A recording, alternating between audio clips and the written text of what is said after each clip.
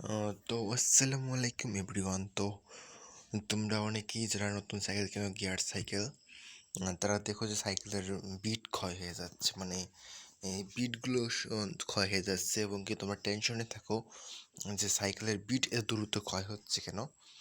তো এই সাইকেলের বিট ক্ষয় হওয়ার একটা কারণ আছে, সেই কারণটা হলো সাইকেলে হাওয়া কম দেওয়া। হাওয়া যদি কম দিয়ে চালাও তাহলে এইটা ব্রেক ধরলে বেশি ক্ষয় হবে।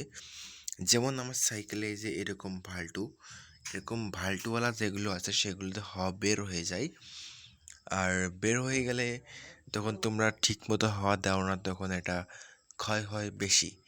যেমন দেখতেই পারছো পিছনের চাকাটা কি সুন্দর বেশি ক্ষয় হয়ে গেছে টিউয়ের কারণে, কারণ টিউটা একটা ভাল্টুর টিউ।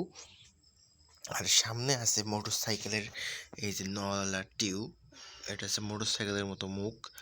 তো এটা দেখো হাওয়া বের হয় না, একটা ভাল্টু চেঞ্জ করা লাগে না, টায়ারগুলো কত সুন্দর বিট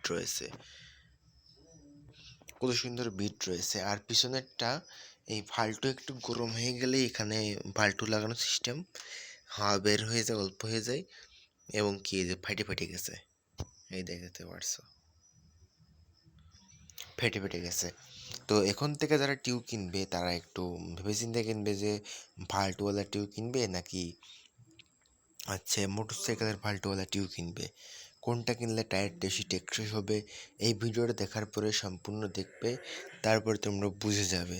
আশা করি আমার ভিডিওটা দেখে তখন বুঝে গেছো কোন রকমের ভাল্টুওয়ালা টিউব কিনতে হবে, এবং কি কোনটা কিনলে টায়ারটা বেশি দিন টেকসই হবে এবং কি ক্ষয় হবে না। আশা করি আমার ভিডিও দেখে উপকৃত হবে, এবং উপকৃত হলে চ্যানেলটি সাবস্ক্রাইব করে দিয়ে পাশেই থাকবে।